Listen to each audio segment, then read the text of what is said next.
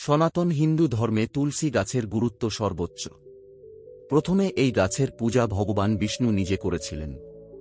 শ্রীহরি বলেন, যেমন দেবী লক্ষ্মীর দ্বারা বৈকুণ্ঠ ঐশ্বর্য লাভ করেছে, তেমনি বৈকুণ্ঠ তুলসীর জন্য পবিত্রতা লাভ করেছে। পৃথিবীর যে স্থানেই তুলসী গাছ থাকবে, সেখানে কখনো অশুভ শক্তির বসবাস হবে না। সেই স্থান হবে সর্বাধিক পবিত্র। এই কারণেই আমাদের বাড়িতে তুলসী গাছ অবশ্যই লাগানো উচিত। এবার আমরা জানব এক প্রাচীন মহান কাহিনীর মাধ্যমে, যা ভগবান শ্রীকৃষ্ণ দেবী সত্যভামাকে বলেছিলেন। একদিন দেবী সত্যভামা শ্রীকৃষ্ণের কাছে এসে জিজ্ঞাসা করলেন, হে স্বামী, আপনি আমাকে তুলসী গাছে জল দেওয়ার মাহাত্ম্য শুনিয়েছেন, কিন্তু তুলসীর পাশে দীপ জ্বালানোর কি গুরুত্ব? প্রতিদিন সন্ধ্যায় তুলসীর পাশে দীপ কেন জ্বালানো হয়? এর ফলে মানুষ কি ফল লাভ করে? তুলসীর কাছে দীপ জ্বালানোর বিধি কি এবং দীপ জ্বালানোর সময় কোন মন্ত্র উচ্চারণ করা উচিত? অনুগ্রহ করে আমাকে বিস্তারিত বলুন। ভগবান শ্রীকৃষ্ণ বললেন, হে দেবী, তুমি সমগ্র বিশ্বের কল্যাণের জন্য এক মহান প্রশ্ন করেছ। তোমার প্রশ্নের উত্তর দেওয়ার আগে আমি তোমাকে এক প্রাচীন ইতিহাস বলবো, যার মাধ্যমে তোমার সব প্রশ্নের উত্তর পাবে। সন্ধ্যায় তুলসীর পাশে দীপ জ্বালানোর যে ফল লাভ হয়, তারই বর্ণনা আমি এই কাহিনীতে করব। তাই তুমি এই কাহিনী মনোযোগ দিয়ে শোনো। শুধু এই কাহিনী শুনলেই মানুষ 100 বছর ধরে তুলসীর পাশে দীপ জ্বালানোর পুণ্যের সমান ফল লাভ করে।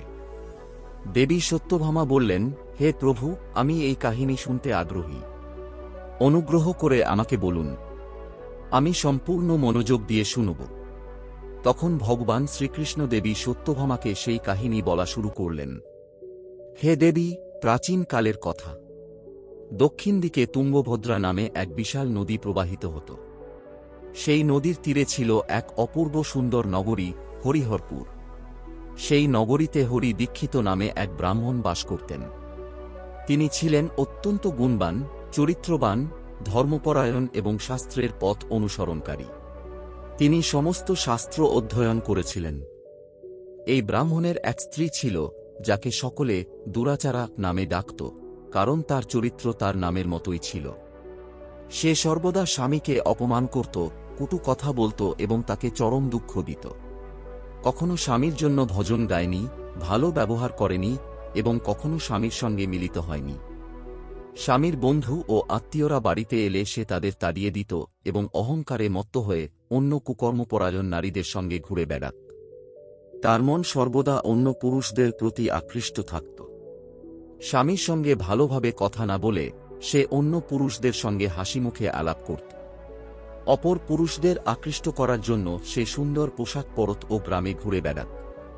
একদিন হরি দীক্ষিত তার স্ত্রীকে বললেন, হে ভদ্রে, তোমার এই আচরণ সঠিক নয়। এমন পাপ করলে তোমার অনিষ্টই হবে। তাই এখনো সময় আছে, তুমি এই দুষ্কর্ম ত্যাগ করো। তোমার এমন ব্যবহারে আমি চরম দুঃখ পাচ্ছি। তখন সেই দুরাচারা স্ত্রী ক্রুদ্ধ হয়ে উত্তর দিল, কোন পাপের কারণে আমার তোমার মতো ভিখারির সঙ্গে বিয়ে হয়েছে জানি না। মনে হচ্ছে পূর্বজন্মে আমি পাপ করেছিলাম, তাই এমন দরিদ্র স্বামী পেয়েছি। তুমি আমার কোনো ইচ্ছা পূরণ করতে পার না। বাধ্য হয়ে তোমার এই কুটিরে থাকতে হচ্ছে এবং ভিক্ষার খাবার খেতে হচ্ছে। আমি এই দুর্দশা আর সহ্য করতে পারছি না। আমি একদিন তোমাকে ছেড়ে চলে যাব। তোমার সঙ্গে থাকলে এই জন্মেও আমার পাপই হবে। তাই আমি কোনো ধনী পুরুষকে বিয়ে করব।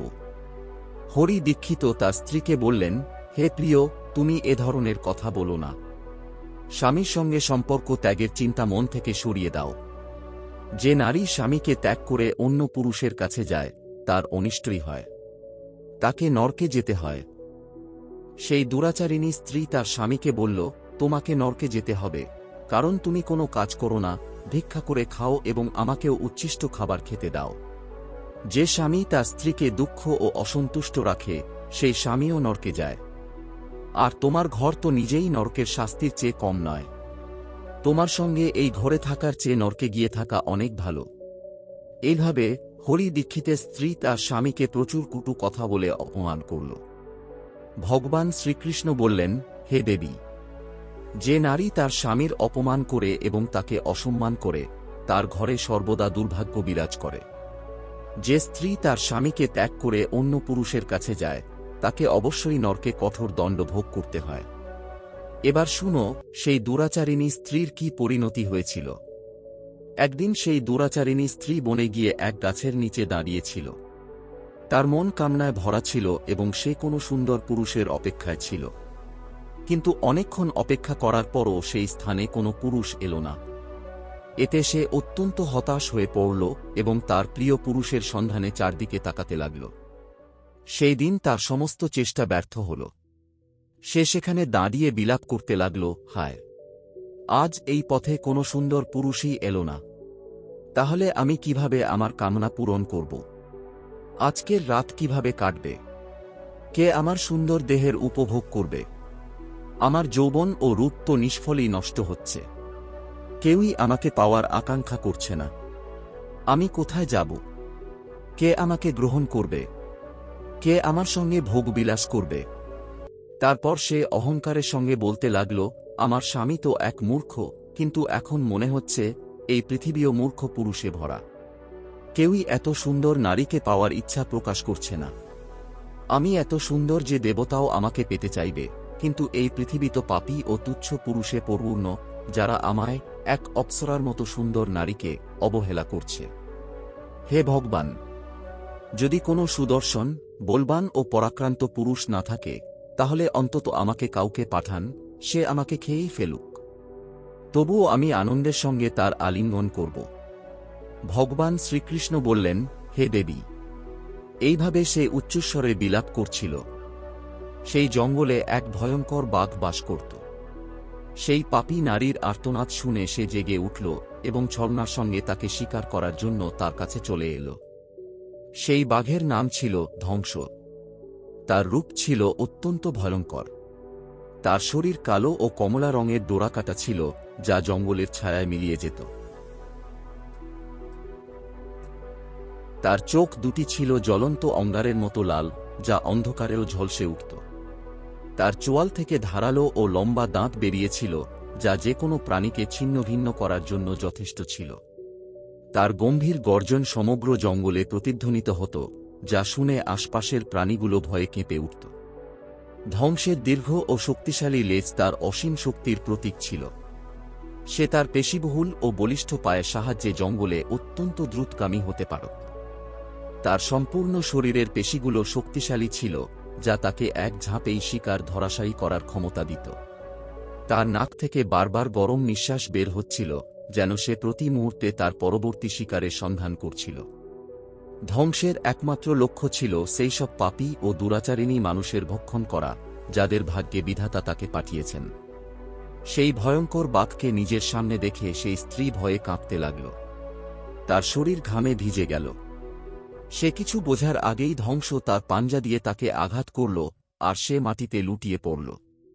মাটিতে পড়েই সে চিৎকার করে বলতে লাগল, হায়, তুমি কেন আমাকে মারছ? আমি তো এখানে আমার প্রিয়তমকে খুঁজতে এসেছি। আমাকে ছেড়ে দাও। আমাকে খেয়ে তোমার কি লাভ হবে? তার কথা শুনে সেই ভয়ঙ্কর বাঘ এক মুহূর্তের জন্য থামল এবং হেসে বলল, হে দুষ্কৃতিকারিণী, আজ বিধাতা তোমাকে আমার আহার হিসাবে নির্ধারণ করেছেন। তোমার মতো পাপী নারীদের ভক্ষণ করাই আমার ধর্ম। এই কাজ করলেই আমি এই শরীর থেকে মুক্তি পাব। সে বলল, হে বাঘ, তুমি কে? সত্যি করে বলো, তুমি এই জন্মে এই বাঘের শরীর পেলে কেন? এবং তুমি শুধু পাপী নারীদেরই কেন ভক্ষণ করো? প্রথমে আমাকে তোমার কাহিনী শোনাও, তারপর আমাকে খেতে পারো। তখন ধ্বংস নামক বাঘ বলল, হে পাপিনী, আমি তোমাকে আমার পূর্বজন্মের কাহিনী শোনাব, যে কারণে আমি এই বাঘের শরীর পেয়েছি। পূর্বজন্মের কাহিনী। প্রাচীনকালে দক্ষিণ দেশে অমলাপাহা নামে এক পবিত্র নদী প্রবাহিত ছিল। সেই নদীর তীরে মুনি প্রণাম নামে এক সুন্দর নগরী ছিল। এই নগরী তার সৌন্দর্যমণ্ডিত মন্দির, শান্ত পরিবেশ এবং ধর্মীয় অনুষ্ঠানের জন্য প্রসিদ্ধ ছিল। সেখানে এক ব্রাহ্মণ পরিবার বসবাস করত, আর আমি সেই পরিবারের সন্তান ছিলাম। আমার নাম ছিল বেদানন্দ। আমার পিতা একজন আদর্শ ব্রাহ্মণ ছিলেন, যিনি যজ্ঞ, হবন ও ধর্মীয় অনুষ্ঠানে বিশেষজ্ঞ ছিলেন। তারপর বাঘ বলল, হে নারী, আমি আমার কৈশোরে বেদ অধ্যয়ন করেছিলাম, এবং যজ্ঞ প্রভৃতিতে পারদর্শী হয়েছিলাম। কিন্তু বড় হওয়ার সঙ্গে সঙ্গে আমার মনে সম্পদের লোভ জন্ম নেয়। আমি বহু যজ্ঞের আয়োজন করেছিলাম, কিন্তু সেই যজ্ঞগুলোর উদ্দেশ্য ছিল ধর্ম সাধনা নয়, বরং ধন সম্পদ অর্জন।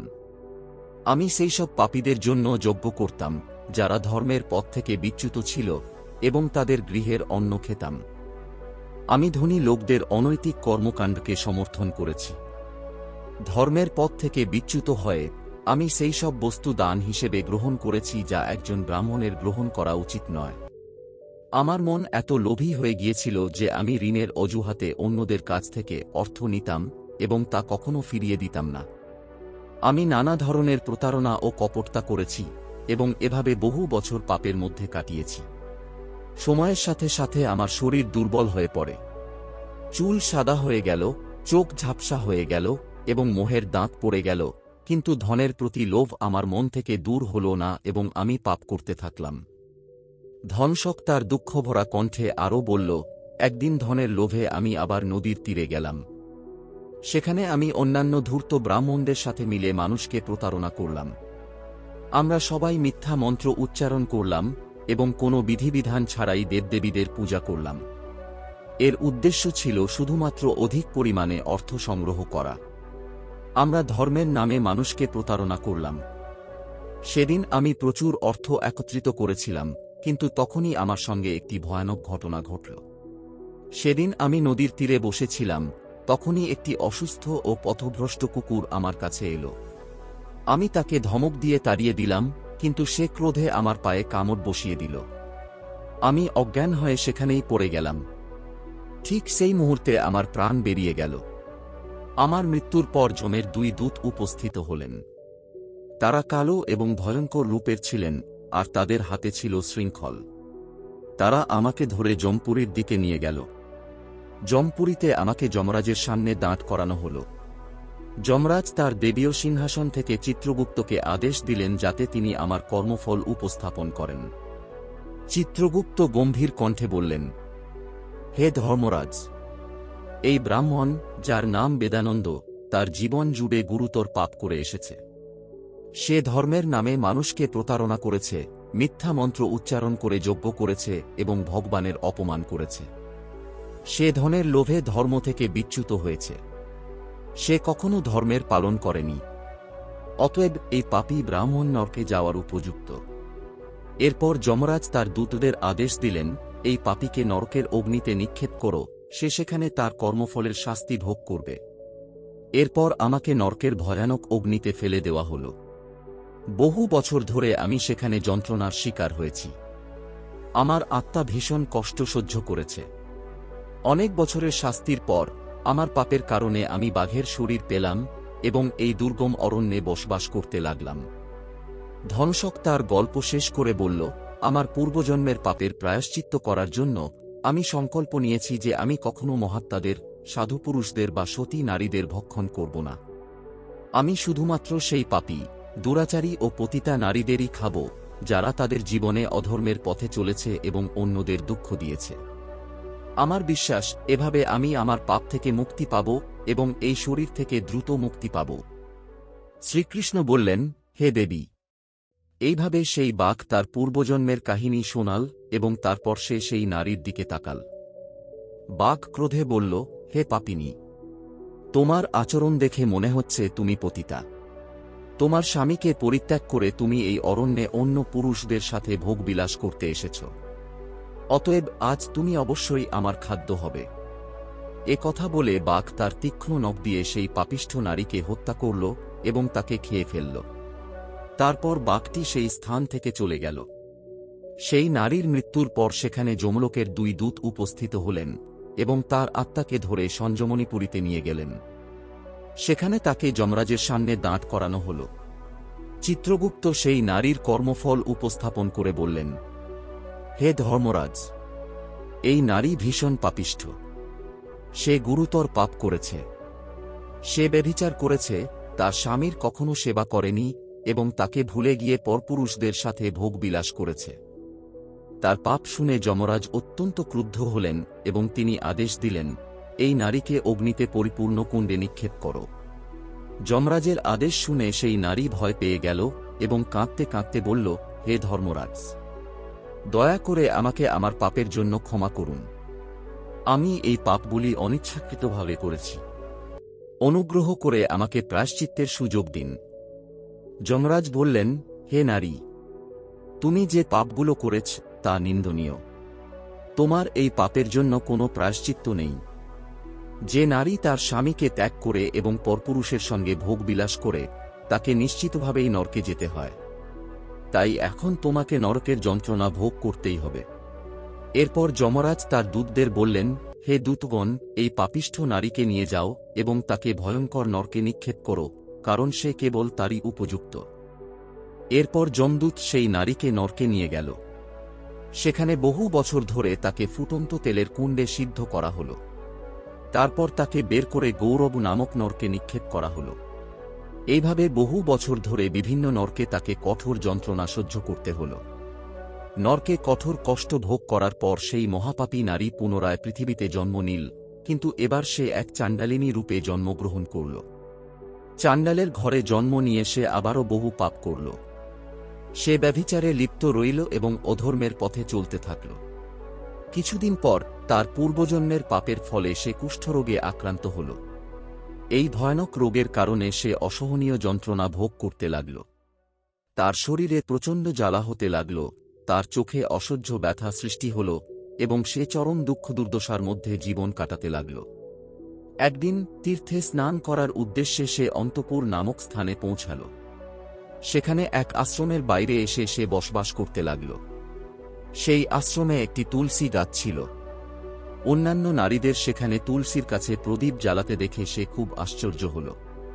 তারপর একদিন সেই আশ্রমে বাস করা এক সাধুর কাছে সে জানতে চাইল, হে সাধু মহারাজ, এটি কোন গাছ এবং এই নারীরা এর নিচে প্রদীপ কেন জ্বালাচ্ছে?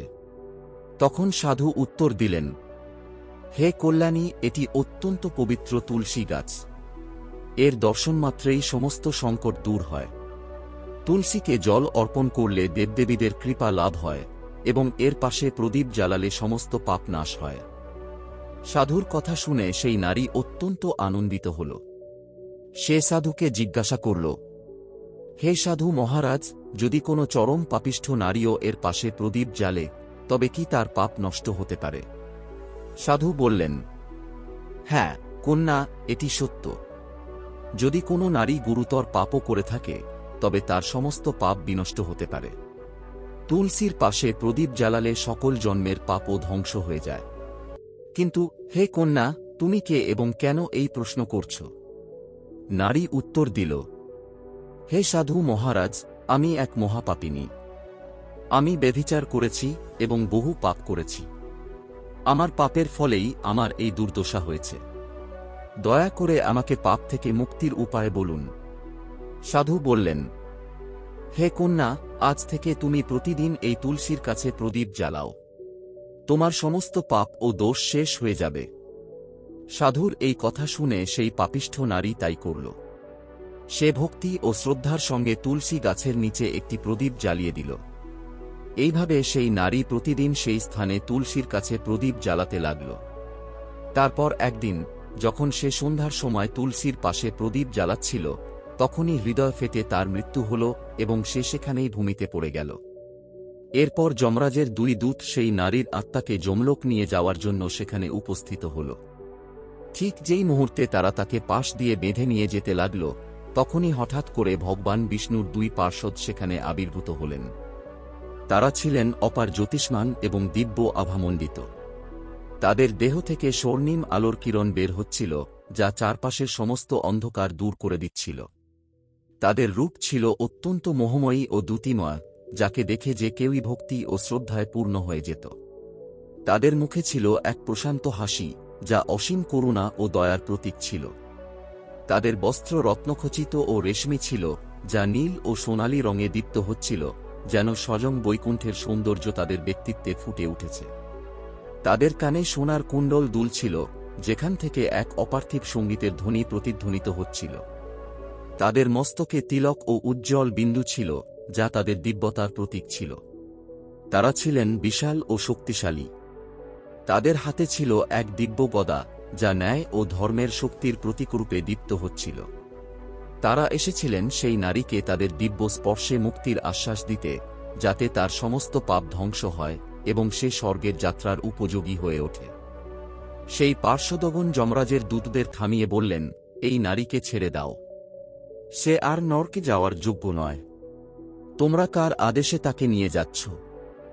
যমদূতেরা উত্তর দিল, হে পার্শ্বদগণ, আমরা যমরাজের আদেশে এই পাপিষ্ঠাকে নিয়ে যাচ্ছি। কিন্তু আপনারা আমাদের বাধা দিচ্ছেন কেন? এই নারী চরম পাপী, তাকে নরকে নিয়ে যাওয়ার আদেশ দেওয়া হয়েছে। এই কথা শুনে ভগবান বিষ্ণুর পার্শ্বদগণ মৃদু হেসে বললেন, হে যমদূতগণ, তোমরা সত্যই বলছ, কিন্তু এই নারীর এমন একটি পুণ্য রয়েছে যা তার সমস্ত পাপ ধ্বংস করে দিয়েছে। যমদূতরা বিস্মিত হয়ে বলল, হে পার্শ্বদগণ, শুধুমাত্র তুলসীর কাছে প্রদীপ জ্বালালে কি তার সমস্ত পাপ বিনষ্ট হতে পারে? ভগবান বিষ্ণুর পার্শ্বদগণ গম্ভীর দৃষ্টিতে যমদূতদের দিকে তাকিয়ে বললেন, তোমরা এই সত্য জানো না, হে যমদূতগণ। তুলসী ভগবান বিষ্ণুর অত্যন্ত প্রিয়। যে ব্যক্তি ভক্তি ও শ্রদ্ধার সাথে তুলসীর কাছে প্রদীপ জ্বালায়, সে নিশ্চিতভাবেই ভগবান বিষ্ণুর কৃপাপ্রাপ্ত হয়। এটি নারী প্রতিদিনই তুলসীর কাছে দীপক জ্বালাতে শুরু করল। একদিন সন্ধ্যার সময় যখন সে তুলসীর কাছে দীপক প্রজ্বালিত করছিল, তখন হৃদরোগের কারণে তার মৃত্যু হয়ে গেল এবং সে সেখানেই মাটিতে পড়ে গেল। তখন যমরাজের দুই দূত সেখানে প্রহলেন, যারা তাকে যমলোক নিয়ে যাওয়ার জন্য এসেছিলেন। যেমনই তারা যমদূতরা সেই নারীকেই তাদের বন্ধনে নিয়ে যেতে লাগলেন, তেমনি ভগবান বিষ্ণুর দুই পারিষদ সেখানে প্রহলেন। তারা ঐশী পারিষদ অত্যন্ত তেজস্বী এবং ঐশী আভা দ্বারা সজ্জিত ছিলেন। তাদের শরীর থেকে স্বর্ণালী আলোর কিরণ বের হচ্ছিল, যা চারপাশের অন্ধকার দূর করে দিচ্ছিল। তাদের রূপ এত মধুর এবং ঐশী ছিল যে তাদের দেখে কারোরও মন শ্রদ্ধা ও ভালোবাসায় পূর্ণ হয়ে যেত। তাদের মুখে এক শান্ত হাসি ছিল, যা অপরিসীম দয়া এবং করুণার প্রতীক ছিল। তাদের পোশাক রত্নজড়িত এবং রেশমি ছিল, যা নীল এবং সোনালী রঙে ঝলমল করছিল, যেন স্বয়ং বৈকুণ্ঠের সৌন্দর্য তাদের ব্যক্তিত্বে প্রবাহিত হচ্ছিল। তাদের কানে সোনালী অলঙ্কার ঝুলছিল, যেগুলি থেকে ঐশী সঙ্গীতের ধ্বনি শোনা যাচ্ছিল। তাদের মস্তকে ঝলমলে তিলক তাদের ঐশিতা আরও প্রদর্শন করছিল। তারা উভয়েই বিশালকায় এবং বলশালী ছিলেন। তাদের হাতে ঐশী গদা ছিল, যা ন্যায় এবং ধর্মের শক্তির প্রতীক ছিল। তারা সেই নারীকেই তাদের ঐশী স্পর্শ দিয়ে মুক্তির আশ্বাস দিতে এসেছিলেন, যাতে তার সমস্ত পাপ নষ্ট হয়ে যায় এবং সে স্বর্গের যাত্রার যোগ্য হয়ে ওঠে। বিষ্ণুর পারিষদরা যমদূতদের থামিয়ে বললেন, এই নারীকে ছেড়ে দাও, এটি নরকে যাওয়ার যোগ্য নয়। তোমরা কার নির্দেশে এই নারীকে নিয়ে যাওয়ার চেষ্টা করছ? যমদূতরা উত্তর দিল, হে পারিষদগণ, আমরা যমরাজের আদেশে এই পাপী নারীকে নিয়ে যাচ্ছি। এটি তার জীবনে অনেক পাপ করেছে এবং এটি নরকে নিয়ে যাওয়ার আদেশ প্রাপ্ত হয়েছে। কিন্তু তোমরা এটি থামানোর চেষ্টা কেন করছ? বিষ্ণুর পারিষদরা হাসলেন এবং বললেন, হে যমদূতরা, তোমরা সত্য বলছ যে এটি অনেক পাপ করেছে, কিন্তু এর একটি এমন পুণ্য আছে যা এর সমস্ত পাপ মুছে ফেলেছে। যমদূতরা অবাক হয়ে বললেন, হে পারিষদগণ, এমন কোন পুণ্য কি আছে যা এর সমস্ত পাপ নষ্ট করেছে? বিষ্ণুর পারিষদরা উত্তর দিলেন, তুমি কি দেখনি যে এটি তার জীবনে শ্রদ্ধা এবং ভক্তির সাথে তুলসীর কাছে দীপক প্রজ্বালিত করেছে? তুলসী ভগবান বিষ্ণুর প্রিয় এবং যে ভক্তি ও শ্রদ্ধার সাথে তুলসীর কাছে দীপক জ্বালায়, সে বিষ্ণুর করুণার যোগ্য হয়ে ওঠে। সন্ধ্যার সময় দীপক জ্বালানোর পুণ্য অগণিত গুণে বৃদ্ধি পায় এবং এটি শুধু তার সমস্ত পাপ মুছে দেয় না, বরং তাকে স্বর্গের যোগ্য করে তোলে। এই নারী সত্যি মন দিয়ে তুলসীর পূজা করেছে এবং দীপক প্রজ্বালিত করেছে। এই কারণেই এর সমস্ত পাপ ভস্ম হয়ে গেছে। এখন এটি নরকে যাওয়ার যোগ্য নয়। যমদূতরা হাত জোট করে বললেন, হে পারিষদগণ, আপনি সত্য বলছেন। আমাদের এর ভক্তির সম্পর্কে জানা ছিল না। যদি এটি ভগবান বিষ্ণুর প্রিয় ভক্ত হয়, তবে আমরা কিভাবে এটি নরকে নিয়ে যেতে পারি? বিষ্ণুর পারিষদরা মধুর স্বরে বললেন, এজন্য হে যমদূতরা, এখন আপনি ফিরে যান। এই নারী তুলসীর আরাধনা করেছে এবং সেই দীপকের আলোর মধ্যে তার সমস্ত পাপ ভস্ম হয়ে গেছে। এখন এটি বিষ্ণু লোকের দিকে নিয়ে যাওয়া হবে, যেখানে এর অভ্যর্থনা হবে। এটি এখন স্বর্গের যোগ্য হয়ে উঠেছে। পারিষদদের কথা শুনে যমদূতরা সেই নারীকে সেখানেই রেখে যমলোক ফিরে গেল। সেখানে গিয়ে তারা যমরাজকে সমস্ত ঘটনা জানিয়ে দিল। তখন ভগবান বিষ্ণুর পারিষদরা সেই নারীকে ঐশী বিমানে বসিয়ে স্বর্গলোক নিয়ে গেলেন। ভগবান শ্রীকৃষ্ণ দেবী সত্যভামাকে বললেন, হে দেবী, এইভাবে শুধুমাত্র তুলসীর কাছে দীপক প্রজ্বালিত করার মাধ্যমে মানুষের সমস্ত পাপ নষ্ট হয়ে যায়। যে নারী প্রতিদিন সন্ধ্যা সময় তুলসীর কাছে দীপ জ্বালায় সে সৌভাগ্যশালী হয়। তার পূর্বজন্মের সমস্ত পাপ নষ্ট হয়ে যায় এবং তাকে সুখ সমৃদ্ধি লাভ হয়। সন্ধ্যা সময় তুলসীর কাছে দীপ জ্বালানোর সময় এই মন্ত্রটি উচ্চারণ করা উচিত।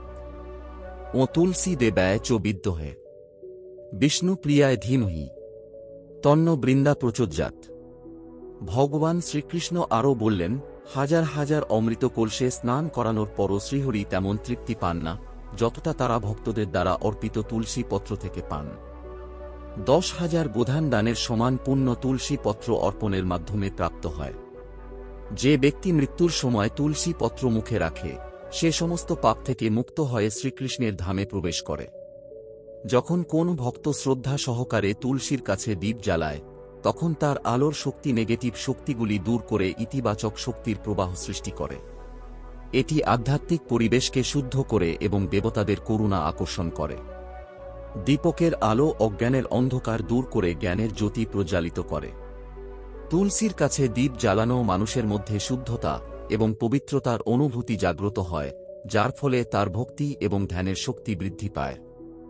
এটি ধারণা করা হয় যে যখন কোন ব্যক্তি তুলসীর কাছে দীপ জ্বালিয়ে আরতি করে তখন ভগবান বিষ্ণুর করুণা সহজেই লাভ হয়। সন্ধ্যা সময় তুলসীর কাছে দীপ জ্বালানো অত্যন্ত শুভ মনে করা হয়। এই সময়ে দীপ প্রজ্বালিত করে তুলসী মায়ের আরতি করা উচিত এবং ভগবান বিষ্ণুর স্মরণ করা উচিত। এমনটি করলে বিশেষ পুণ্য লাভ হয়। প্রতিদিন সন্ধ্যা সময় তুলসীর কাছে দীপ জ্বালানোর সময় ও নমো ভাগবতে বাসুদেবায় মন্ত্রটি জপ করা উচিত। এই মন্ত্রটি ঘরের সমস্ত নেগেটিভ শক্তি দূর করে ভগবান বিষ্ণুর করুণা লাভ করতে সহায়ক হয়। তুলসীর কাছে ঘি বা তিলের তেলের দীপ জ্বালানো শুভ মনে করা হয়। ঘির দীপক আরও পবিত্র হয়, তবে যদি সম্ভব না হয় তবে তিলের তেলের দীপকও জ্বালানো যেতে পারে। তিলের তেলের দীপক নেগেটিভ শক্তিগুলি দূর করতে সহায়ক হয়। ধার্মিক গ্রন্থে বর্ণিত আছে যে তুলসীর কাছে দীপ জ্বালানোতে পিতৃদোষ, গ্রহদোষ এবং কালসার্পদোষের মতো বাধাসমূহ শেষ হয়ে যায়। এর ফলে বাড়িতে সুখ শান্তি এবং সমৃদ্ধি বজায় থাকে। যে ভক্ত প্রতিদিন তুলসীর কাছে দীপ প্রজ্বালিত করে তাকে 7 জন্ম পর্যন্ত পুণ্য লাভ হয় এবং সে কখনো দরিদ্রতার মুখোমুখি হয় না। তুলসীর কাছে দীপ জ্বালানোতে আত্মা শুদ্ধ হয় এবং জন্মজন্মান্তরের পাপ নষ্ট হয়। যদি কোন ব্যক্তি তার শেষ সময়ে তুলসীর কাছে দীপ জ্বালিয়ে ভগবানকে স্মরণ করে তবে তাকে যমদূতদের ভয় হয় না এবং সে শ্রীহরি ধামে স্থান লাভ করে। এজন্য যে কোনো ভক্ত ভগবান শ্রীকৃষ্ণের করুণা লাভ করতে চায় তাকে প্রতিদিন সন্ধ্যা সময় তুলসীর কাছে দীপক প্রজ্বালিত অবশ্যই করতে হবে। আপনাদের এই কাহিনী কেমন লাগলো দয়া করে কমেন্ট করে জানান। তথ্য ভালো লাগলে ভিডিওটি লাইক করুন। কমেন্টে জয় শ্রীকৃষ্ণ, জয় মা তুলসী অবশ্যই লিখুন। সাথে চ্যানেলটি সাবস্ক্রাইব করুন। আপনাদের সকলের ধন্যবাদ।